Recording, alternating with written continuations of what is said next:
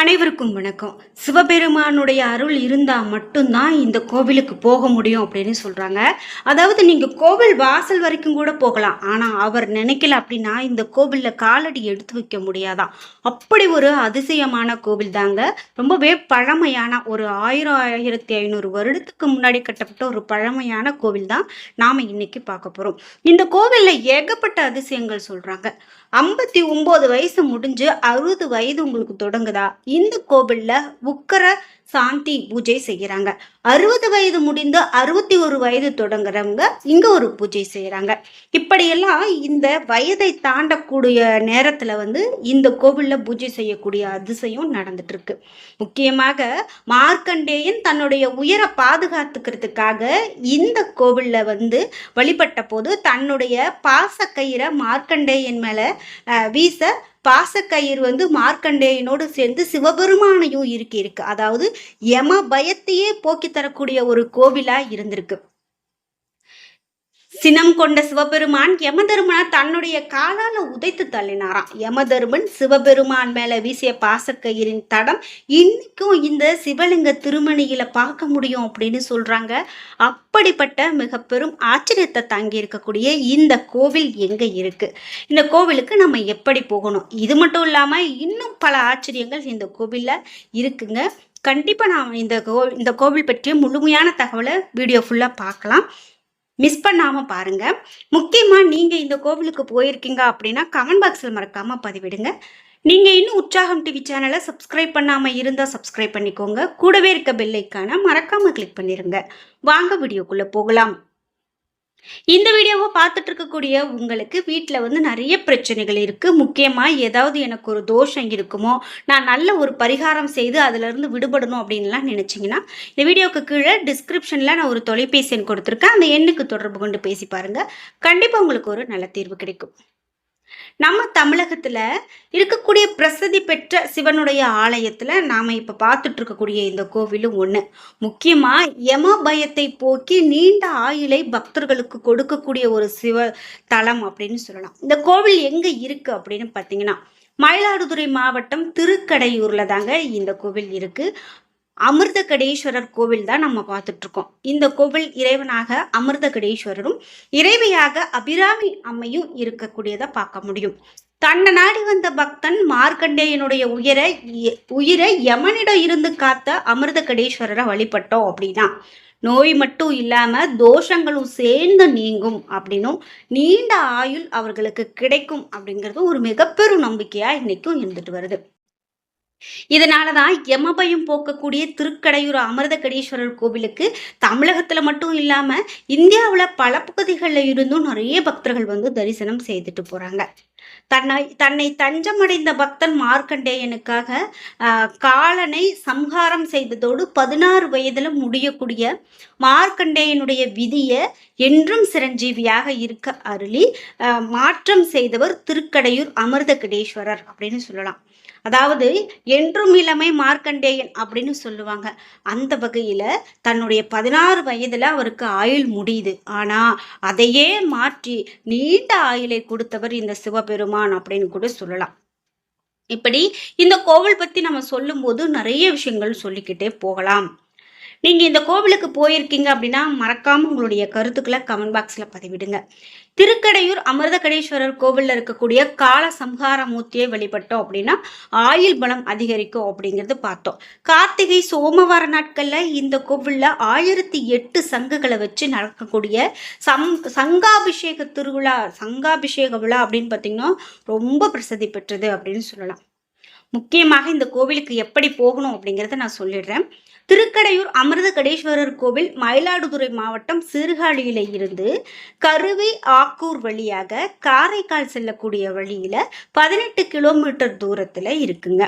மயிலாடுதுறையில இருந்து செம்பனார் கோவில் ஆக்கூர் வழியாகவும் திருக்கடையூர் அமிர்தகடேஸ்வரர் கோவிலை நம்மளால அடைய முடியும். சென்னையில இருந்து திருக்கடையூர் அமிர்தகடேஸ்வரர் கோவிலுக்கு வர விரும்பக்கூடிய பக்தர்கள் நம்ம ரயில் மூலமா கூட மயிலாடுதுறைக்கு திருக்கடையூர் அமிர்தகடேஸ்வரர் கோவிலை அடையலாம். நெல்லை, மதுரை, திண்டுக்கல், திருச்சி போன்ற பகுதிகளில் இருந்து திருக்கடையூர் அமிர்தகடேஸ்வரர் கோவிலுக்கு வர விரும்பக்கூடிய பக்தர்களும் இந்த மாதிரி ரயில் மூலமாக கூட அடையலாம். திருக்கடையூர் மயிலாடுதுறையில இருந்து 22 கிலோமீட்டர் தொலைவில் அமைந்திருக்கிறது அப்படிங்கிறது மேலும் சிறப்பு. இந்த கோவில் பற்றி நம்ம பார்க்குறோம் அப்படின்னா நிறைய ஆச்சரியமான தகவல்கள் இருக்கு அப்படின்னு நம்ம பார்த்தோம். முக்கியமாக நம்ம எல்லோருக்குமே யமதர்மராஜா அப்படின்னு சொன்னாலே ஒரு பயம்தான் இருக்கும். யமதர்மராஜா இல்லை அப்படின்னா இந்த பூமியே தாங்காது அப்படின்னு ஒரு கருத்து நம்ம சொல்லலாம். இறப்பு இல்லாத பூலோகத்தை பூமாதேவி எப்படி தாங்குவாள்? பாரம் தாங்காத பூமாதேவி ஈசன் கிட்ட வேண்டி முறையிட கோபம் தணிந்த சிவபெருமான் யமதர்மனுக்கு மீண்டும் உயிர் கொடுத்தார் அப்படின்னும், அதாவது நம்ம முன்பு பார்த்த இல்லையா யமதர்மராஜாவே சிவபெருமான் கண்டிச்சிருப்பாரு அப்படின்னு நம்ம பார்த்தோம். அதனுடைய முழு கதையும் நான் சொல்றேன். இந்த கோவில்ல பக்தர்களுக்கு அருள்பாலிக்கக்கூடிய லிங்கமானது சுயம்புவாக தோன்றியது. இங்கு வீற்றிருக்கக்கூடிய மூலவர் ஒரு லிங்கமாக இருந்தாலும் உற்று நாம பார்க்கக்கூடிய சமயத்துல மற்றொரு லிங்க பிம்பமாக நம்மளுடைய கண்ணுக்கு புலப்படுவாராம். இந்த கோவிலினுடைய தனி சிறப்பு இது அப்படின்னு சொல்லலாம். சிவபெருமான் யமனை காலால் எட்டி உதைத்து சம்ஹாரம் செய்த திருத்தலம் இது அப்படின்னு சொல்லப்படுது. மிருகண்ட முனிவருக்கும் மருத்துவதி அம்மைக்கும் நீண்ட நாட்களாக குழந்தை வரம் இல்லாத சமயத்துல முனிவர் சிவனை நினைத்து செய்த கடும் தவத்தின் மூலமாக ஒரு வரத்தை பெறுகிறாரு. இந்த சிவனுடைய வரத்தால முனிவருக்கும் மருத்துவத்தி அம்மைக்கும் ஒரு குழந்தை பிறக்குது. அந்த குழந்தை தான் மார்க்கண்டேயன். மார்க்கண்டேயனுக்கு 16 வயது ஆனதும் ஆயுள் முடிந்துவிடும் அப்படிங்கிற ஒரு வரலாறும் நம்ம எல்லாருக்கும் தெரிந்ததுதான். தன்னுடைய பிறப்பு பற்றி ரகசியத்தை அறிந்து கொண்ட மார்க்கண்டேயன் 107 சிவதலங்களை தொடர்ச்சியாக வழிபாடு செய்கிறாரு. 108வதாக திருக்கடையூர்ல இருக்கக்கூடிய சிவதலத்துக்கு தரிசனம் செய்கிறாரு. அன்றைக்குதான் மார்க்கண்டேயனுக்கு கடைசி நாளாக இருந்திருக்கு. அதாவது யமதர்மன் மார்க்கண்டேயனின் உயிரை பறிக்கிறதுக்காக பாசக்கயிறை வீச நேராக வந்து விட்டாரு. யமனை பார்த்து பயந்த மார்க்கண்டேயர் ஓடி போய் அமிர்தகடீஸ்வரரை இருக்க கட்டிக்கிறாரு. யமன் பாசக்கயிறை வீச அந்த கயிறு மார்க்கண்டேயன் மேல மட்டும் விழாம லிங்கத்தின் உருவுல இருந்த அமிர்தகடேஸ்வரரையும் சேர்த்து சுருக்கு போட்டு இழுத்துருச்சு. சிவபெருமானையே பாசக்கயிறால கட்டி இழுத்த யமதர்மனை எம்பெருமான் சும்மா விடுவாரா என்ன? கோபம் அடைந்த சிவபெருமான் யமதர்மனை கீழே தள்ளி சூலாயுதத்தால சம்ஹாரம் செய்கிறாரு. அதன் பிறகு மார்க்கண்டேயனுக்கு என்னைக்கும் 16ஆக இருக்கவும் சிரஞ்சீவியாக இருக்கவும் வரத்த சிவபெருமான் கொடுக்கிறாரு. யமதர்மராஜா இல்லை அப்படின்னா இந்த பூமி தாங்குமா? இதனாலதான் பூமியினுடைய பாரம் தாங்காத பூமாதேவி ஈசனிடம் வேண்டி முறையிட கோபம் தணிந்த சிவபெருமான் யமதர்மனுக்கு மீண்டும் உயிர் கொடுக்கிறாரு.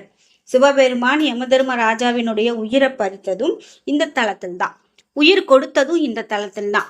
அதே போல காலனை சம்ஹாரம் செய்தா இந்த தலத்துல சிவபெருமான் கால சம்ஹாரமூர்த்தி அப்படிங்கிற பெயரை வாங்குறாரு. ஒரு முறை சிவபெருமான தரிசனம் செய்து ஞான உபதேசம் பெறதுக்காக பிரம்மா கைலாயத்துக்கு போறாரு. ஆனா அந்த சமயம் பிரம்மாவுக்கு சிவபெருமான் ஞான உபதேசம் கொடுக்கல.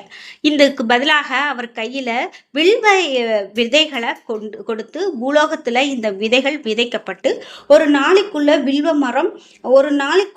மரம் எங்கு வளருதோ அந்த இடத்துல ஞான உபதேசம் தரதாக சொல்லிடுறாரு. இதனை நிறைவேற்ற பிரம்மா பூலோகத்துல சிவனை நினைத்து வில்வ விதைகளை விதைத்த இடம்தான் இந்த தலம் அப்படின்னும், அந்த இடத்துல சிவபெருமான் பிரம்மாவுக்கு காட்சி தந்து ஞான உபதேசம் கொடுத்து விட்டார் அப்படின்னும், பிரம்மனுக்கு காட்சி அளித்த எம்பெருமான் இந்த தலத்துல ஆதி வில்வநாதனாக தனிச்சன்னதியில பக்தர்களுக்கு இன்னைக்கும் காட்சி கொடுத்துட்டு வராரு.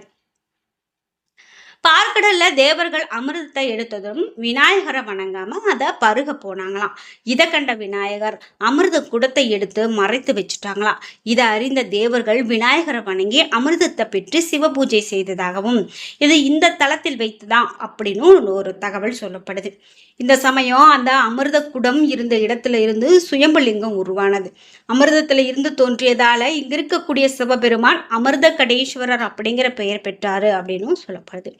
இப்படி இந்த கோவிலுக்கு அப்படின்னு பார்த்தீங்கன்னா வியப்புக்கு உள்ளாகக்கூடிய நிறைய தகவல்களை நாம சொல்லிக்கிட்டே போகலாம்.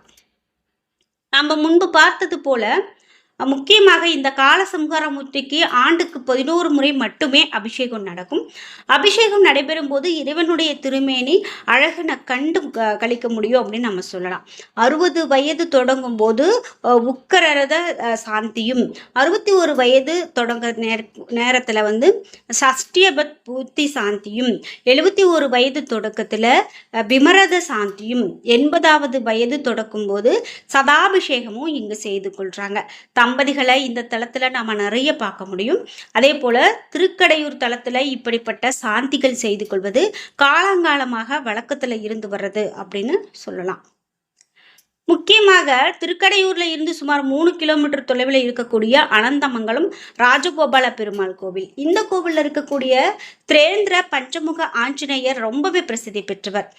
இது மாதிரி அந்த கோவிலை சுற்றி நிறைய இந்த மாதிரி கோவில்களையும் நம்மளால தரிசிக்க முடியும். நீங்க இதுவரைக்கும் இந்த கோவிலுக்கு போனதில்லை அப்படின்னா கண்டிப்பா அமிர்தகடேஸ்வரரை போய் வழிபட்டுட்டு வாங்க. நிச்சயமாக வாழ்க்கையில ரொம்ப ரொம்ப நல்லது கிடைக்கும் அப்படின்னு சொல்லலாம். திருப்புகழ்ல இந்த தலத்து முருகன் மேல 2 பாடல்கள் இருக்குங்க. இந்த தலத்துல முருகப்பெருமான் ஒரு திருமுகத்துடனும் 4 திருக்கைகளுடனும் தன்னுடைய தேவியர் இருவருடனும் எழுந்தருளி இருக்காரு. இங்க இருக்கக்கூடிய முருகப்பெருமான் சிறு பாலகனுடைய வடிவில பார்வதியினுடைய வலப்பக்கம் வந்து தாயை தழுவியவாறு காட்சி தருது காண வேண்டிய ஒரு காட்சி அப்படின்னு சொல்றாங்க. இது ரொம்ப சிறப்பாக இருக்கும் அப்படின்னு சொல்லலாம். இந்த கோவிலினுடைய வெளிப்பிரகாரத்துல கிழக்கு நோக்கியவாறு அன்னை அபிராமி சன்னதி இருக்கும். சரஸ்வதி தேவிக்கும் அபிராமி பட்டருக்கும் அருள் புரிந்தவள் இந்த அன்னை அபிராமி தான். இந்த ஊர்ல வாழ்ந்து வந்த பட்டர் ஒருவர் அன்னை அபிராமியின் மேல அளவு கடந்த பக்தி கொண்டாராம். பக்தி அதிகரிக்க உன்மத்த நிலையில இருப்பாராம். அவ்வாறு இருந்த சமயம் ஒருமுறை தஞ்சை மன்னன் 2ஆம் சரபோஜி இவ்வூர் வந்தபோது இந்த பட்டரை பார்த்து இன்று என்ன திதி அப்படின்னு கேட்டாராம். அன்னை நினைவில் இருந்த பட்டர் அமாவாசையை பௌர்ணமி திதி அப்படின்னு தவறாக சொல்லிட்டாராம். அதே போல பட்டரை பற்றி தவறான கருத்துக்கள் மன்னர்கிட்ட கோவில் அர்ச்சகர்கள் ஏற்கனவே சொல்லியிருக்காங்க. இதனால கோபமடைந்த மன்னர் அன்னைக்கு இரவே பௌர்ணமியை காணாவிட்டால் பட்டருக்கு தண்டனை அளிக்கப்படும் அப்படின்னு சொல்லிட்டாராம். பட்டர் அன்னை அபிராமி மேல 100 பாடல்கள் கொண்ட அந்தாதி பாட அமாவாசை அன்னைக்கு பௌர்ணமி தோன்றியது அப்படின்னும் 71வது பாடலின் போது அன்னை அபிராமி தன்னுடைய காதில் இருந்த தோடு ஒன்ன கழற்றி ஆகாயத்துல வீச அது பௌர்ணமி இரவு பூர்ண சந்திரனாக காட்சி கொடுக்குது. இப்படி பட்டருக்கு அருள் செய்த இந்த அன்னை அபிராமியை வழிபடுறவங்க எல்லா நாளுமே எல்லா நலன்களும் எல்லா பெருமைகளும் பெறுவாங்க அப்படிங்கிறது இந்த கோவிலினுடைய ஒரு சிறப்பு. நீங்க இந்த தலத்துக்கு இது வரைக்கும் போனதில்லை அப்படின்னா கண்டிப்பா போயிட்டு வாங்க. நிச்சயமாக அந்த சிவபெருமானுடைய அருளை பெற முடியும். இந்த ஆலயம் வந்து தினமும் காலை 6 மணி முதல் 1 மணி, பகல் 1 மணி வரையிலும், மாலை 5 மணி முதல் இரவு 8 மணி வரையிலும், அதே போல திறந்திருக்கக்கூடிய நேரமாக யமபயம் நீக்கக்கூடிய தலங்கள்ல இந்த கோவில் முக்கியமானது அப்படின்னு சொல்லலாம். முக்கியமாக திருக்கடவூர், திருவிழிமீலை, திருவையாறு, திருவெண்காடு, திருவைக்காவூர், திருவாஞ்சம் ஆகியவை ஆகும். இந்த திருக்கடையூர் மிகவும் பிரசித்தி பெற்ற தலங்கள். இந்த தலங்கள்ல இந்த கோவிலும் ரொம்ப பிரசித்தி பெற்றது அப்படின்னு சொல்லலாம். என்ன நண்பர்களே, இன்னைக்கு வீடியோவில் நாம் ஒரு முக்கியமான தமிழகத்தினுடைய ஆச்சரியமான திருக்கடவூர் அமிர்தகடேஸ்வரர் கோவில் பற்றி தெரிஞ்சுக்கிட்டோம். இந்த வீடியோ கண்டிப்பாக உங்களுக்கு ரொம்ப பயனுள்ளதாக இருந்திருக்கும். வீடியோ உங்களுக்கு பிடிச்சிருந்தா லைக் பண்ணுங்கள், ஷேர் பண்ணுங்கள், கமெண்ட் பண்ணுங்கள். நீங்கள் இன்னும் உற்சாகம் டிவி சேனலை சப்ஸ்கிரைப் பண்ணாமல் இருந்தால் சப்ஸ்கிரைப் பண்ணிக்கோங்க. கூடவே இருக்க பெல் ஐக்கானை மறக்காமல் கிளிக் பண்ணிடுங்க. நன்றி வியூவர்ஸ்.